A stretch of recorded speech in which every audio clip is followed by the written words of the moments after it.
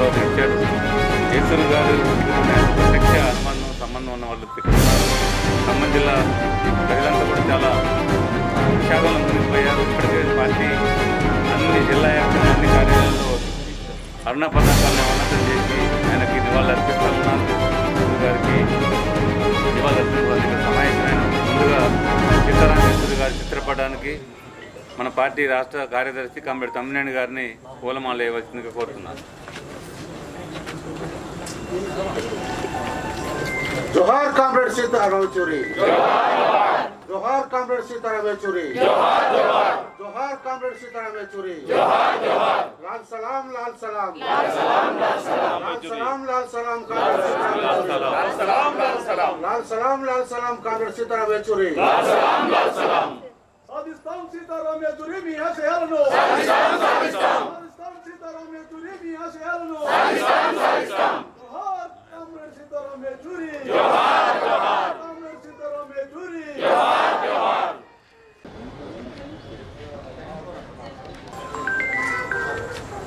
कौन तो आ रहे हैं? अजय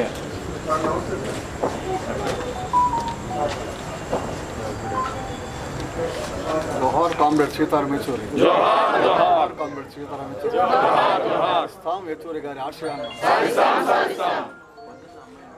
మార్క్సిస్ట్ అఖిల భారత ప్రధాన కార్యదర్శి కామ్రేడ్ సీతారాం యేచూరి గారు గత 24 రోజులుగా మృత్యువుతో పోరాడి ఈరోజు ఢిల్లీలో ఎయిమ్స్ హాస్పిటల్లో అమరత్వం పొందారు. ఆయన మరణం మొత్తం కమ్యూనిస్ట్ ఉద్యమానికి, సిపిఎం పార్టీకి మాత్రమే కాదు, ఈ దేశంలో ఉన్న బడుగు బలహీన వర్గాలు, కార్మిక కర్షకులు, యువకులు, విద్యార్థులు, మహిళలు ఈ ఉద్యమాలకు ఎంతో తీరని నష్టంగా మేము భావిస్తున్నాం. ఆయన చిన్ననాటి నుండి వామపక్ష ఉద్యమాలతోటి, విద్యార్థి ఉద్యమాలతో సంబంధం పెట్టుకుని ఎదిగినటువంటి నాయకుడు.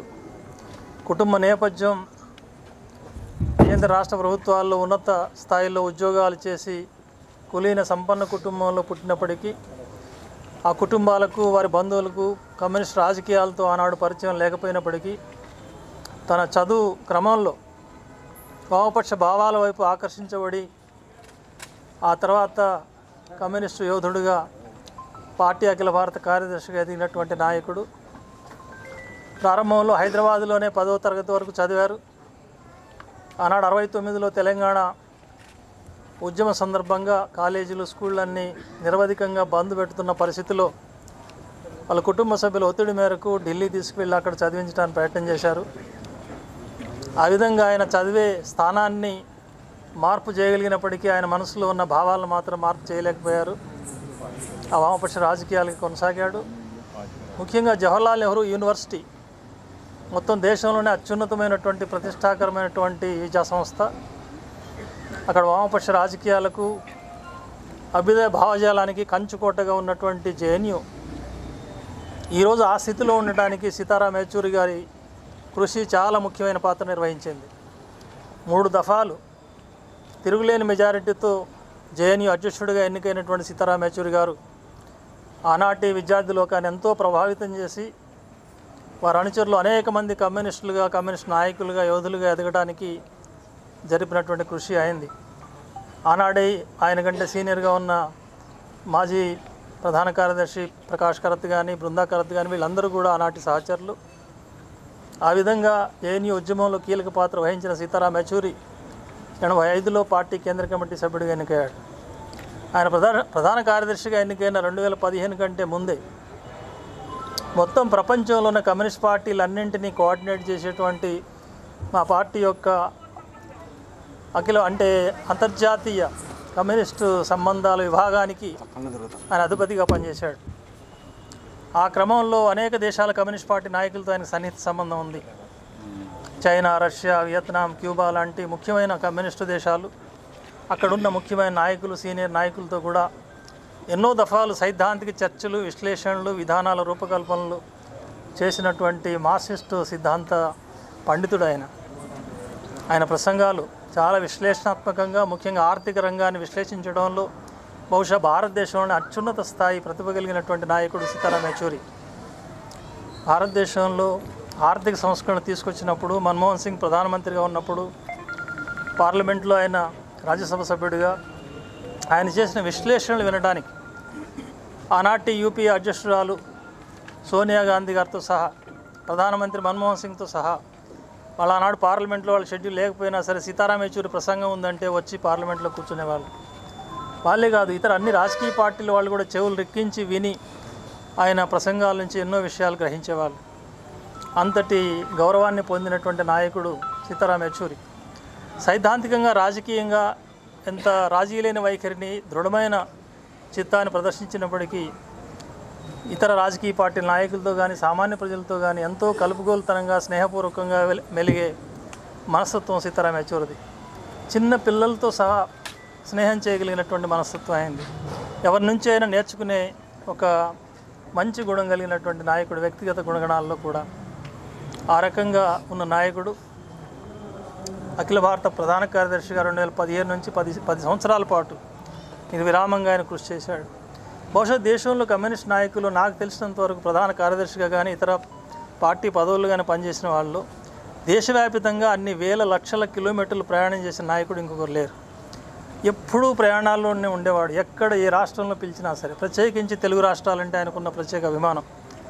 ఇక్కడ పుట్టడం పెరగడం అనే కాదు, ఇక్కడ నాయకులతో ఉన్న సన్నిహిత సంబంధం, రాజకీయ విధానాల్లో ఉన్న ఏకీభావం, ఇది ఆయన్ని ఇక్కడికి బాగా ఆకర్షించింది. ప్రత్యేకించి ఇందాకే మిత్రుడు చెప్పినట్టుగా ఖమ్మం జిల్లా రాజకీయాల్లో కూడా ఆయన పాత్ర వహించాడు. ఇక్కడ ఏ క్లాసులు, కేడర్కు నేర్పే క్లాసులు, రాజకీయ పాఠశాలలు జరిగినా, మహాసభలు జరిగినా, ఎన్నికల ప్రచారం జరిగినా నాకు బాగా గుర్తుంది. నేను పార్లమెంట్లో మొదటిసారిగా పోటీ చేసినప్పుడు ఒక క్యాంపెయిన్ పూర్తయింది. రాజీవ్ గాంధీ గారు హత్య జరిగింది. ఆ హత్య జరిగే కంటే ముందు ఆయన సీతారాం యెచూరి ప్రోగ్రాం ఖమ్మంలో ఉంది. ఆయన వచ్చి ఉన్నాడు. ఖమ్మం ఆఫీస్లో ఆయన నైట్ ఉన్నాడు. నేను సత్తుపల్లి ప్రోగ్రాంలో ఉన్నాను. నేను నైట్ వచ్చిన తర్వాత ఆయన కలిశాడు. రాగానే చెప్పింది ఒకటి, తమ్మినేని మన ప్రచారానికి పెద్ద ఆటంకం వచ్చేసింది, మనం గెలవడం కష్టం అని. ఏమిటి అంటే రాజీవ్ గాంధీని చంపేశారు, దీని ప్రభావం ప్రతిపక్షాల మీద పడుతుంది అనుకున్నట్టే జరిగింది. అంతకుముందు పోటీ చేసిన వాళ్ళందరూ ఆ దశలో గెలిచారు. తర్వాత పోటీ చేసిన ప్రతిపక్ష నాయకులందరూ ఓడిపోయారు. సరే, ఎన్నికలు, ఓటములు, గెలుపులు దాని గురించి కాదు. ఆ రకమైనటువంటి విశ్లేషణ చేయగలిగిన శక్తి సీతారాం యెచూరి గారు. ఈ జిల్లాలో జరిగిన అన్ని కార్యక్రమాల్లో పాల్గొన్నవాడు. మా అందరితో బాగా సన్నిహితంగా ఉండేవాడు. ఆయన అయితే నేను 90లో సెంట్రల్ కమిటీకి ఎన్నికయ్యాను. ఆనాటి నుంచి మా స్నేహం చాలా విడదీయరాని వ్యక్తిగత బంధం ఉండేది. ఎన్నో సైద్ధాంతిక చర్చలు, సెంట్రల్ కమిటీలో జరిగిన చర్చల గురించి వ్యక్తిగతంగా ఆయన ఎంతో ఓపికగా మేము చర్చించుకునేవాళ్ళం. ఆయన నుంచి ఎన్నో విషయాలు గ్రహించాను. ముఖ్యంగా ఆర్థిక విషయాల్లో, ఆర్థిక విశ్లేషణలో ఆయన నుంచి ఎంతో నేర్చుకున్నాను. అట్లాంటి నాయకుడు చాలా కీలకమైన సందర్భంలో మరణించడం చాలా బాధాకరం. భారతదేశంలో కమ్యూనిస్టులు చాలా అవసరంగా ఉంది. నేటి మతోన్మాద రాజకీయాలు, పోకడు, ప్రతిపక్షాలంటే సైనికత్వం ఏర్పడినటువంటి కేంద్ర రాజకీయాల్లో కమ్యూనిస్టు యొక్క అవసరం, కమ్యూనిస్టు యొక్క ఎజెండా చాలా కీలకమైనది. కానీ దురదృష్టం ఏంటంటే కమ్యూనిస్టులు ఎంత పెద్ద అవసరం ఉందో దేశానికి, కమ్యూనిస్టులు ఏనాటికంటే కూడా అంత ఎక్కువగా పనిచేయకపోతారు. ఇది ఒక దురదృష్టం. ఈ పరిస్థితుల్లో రేపు 2025లో ఏప్రిల్లో తమిళనాడులో పార్టీ 24వ మహాసభ జరగబోతోంది. ఆ మహాసభలో ప్రధాన చర్చగా రాబోయే కాలంలో ఈ లోపాలను ఎట్లా సరిదిద్దుకోవాలి, మళ్ళీ దేశ రాజకీయాల్లో కమ్యూనిస్టులు ఎట్లా ఫోకస్ కావాలని చర్చ జరగబోతుంది. అట్లాంటి కీలక మహాసభకి ప్రధాన కార్యదర్శిగా డాక్యుమెంట్లు, రాజకీయ తీర్మానాలు, వేల కీలక పత్రాలన్నింటినీ తయారు చేయాల్సిన బాధ్యతలు ఉన్న యెచూరి గారు మరణించడం చాలా నష్టం కలిగిస్తుంది దేశానికి, కార్మిక వర్గానికి, పీడిత ప్రజల ఉద్యమానికి. ఇందుకు మేము ఎంతో చింతిస్తున్నాం. ఏమైనా ఆయన జీవించిన కాలంలో మాకు నేర్పిన పాఠాలు, చేసిన త్యాగాలు, ఆయన చూపిన బాట ఆధారంగా ఆశయాలను ముందుకు తీసుకుపోయే దానికోసం ఆ శాయశక్తులా కృషి చేస్తాం. దేశం అంతా కూడా అందుకు ప్రతినబూతుంది. అన్ని రాష్ట్రాల కమ్యూనిస్ట్ ఉద్యమ నాయకులు కూడా మా కాంటాక్ట్లోకి వస్తున్నారు, చాలా బాధపడుతున్నారు. ఎల్లుండి 14వ తేదీ మధ్యాహ్నం వరకు ఆయన భౌతిక కాయాన్ని ప్రదర్శనార్థం ఉంచుతున్నారు. ఎల్లుండి మధ్యాహ్నం ఆయన చివరి కోరిక మేరకు తన బాడీని హాస్పిటల్కు పరిశోధన నిమిత్తం అప్పగిస్తున్నారు. ఈ కార్యక్రమంలో మేమంతా పాల్గొంటున్నాం. ఎల్లుండి మార్నింగ్ తెలంగాణ నుంచి కూడా ఒక ప్రతినిధి వర్గం ఢిల్లీ వెళ్తోంది. మేము స్వయంగా పాల్గొంటున్నాం. ఆ కామ్రేడ్ సిపిఎం తెలంగాణ కమిటీ తరఫున, అట్లాగే వ్యక్తిగతంగా నాకు అత్యంత సన్నిహితంగా మెలిగిన మహానాయకుడి పట్ల నాకు పూర్తి బాధ్యతతో జోహార్లు తెలియజేస్తున్నాం. అట్లాగే ఎంతో బాధలో ఉన్నటువంటి వారి కుటుంబ సభ్యులకు, వారి శ్రీమతికి, పిల్లలకు అందరికీ కూడా తెలంగాణ పార్టీ తరఫున నా సంతాప సానుభూతులు తెలియజేస్తున్నాను. Thank you.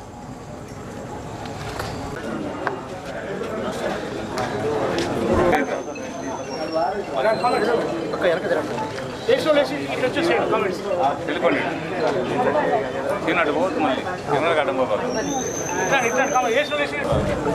లైలేదా అండి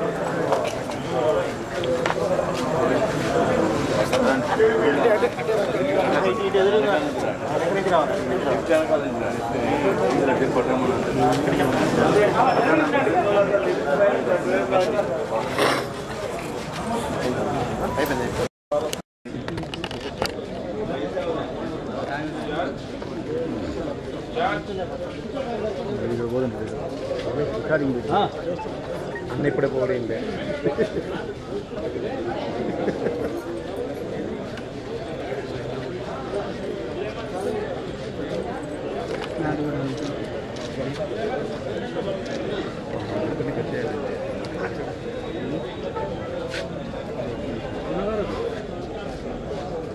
కొంచెం లోగో తీయాలన్నా ఉక్కిపోయేది కాదుగా.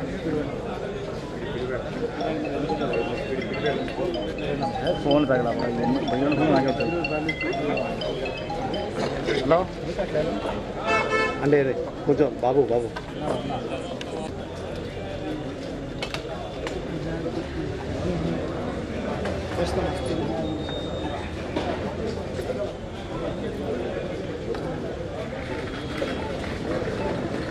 ఎందుకు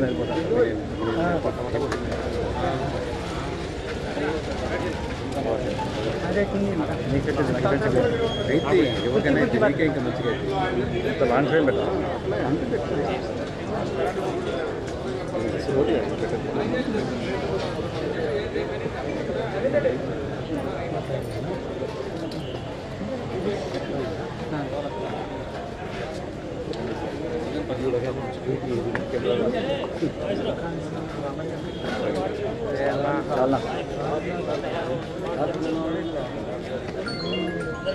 ఉంచు లైట్ మాది కాదు ఎవరిది పెట్టు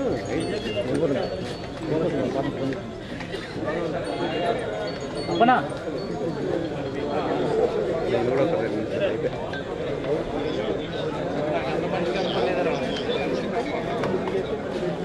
వాళ్ళకి నువ్వు ఎందుకు పెట్టా యూట్యూబ్ ఒకసారి ఇవ్వాలి, టీవీ నైన్కి ఒకసారి ఇవ్వాలి. మా వాళ్ళు వాళ్ళే గణేష్ ఫైన్ లేడండి ఫైన్ ఎక్కడ అయిపోయింది ఫైన్ లైఫ్ మొత్తం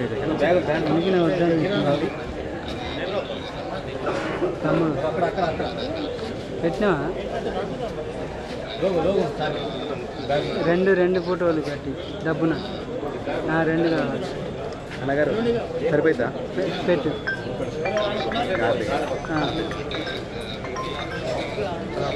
స్టార్టింగ్ అంటే వాయిస్ కూడా వస్తుంది కదా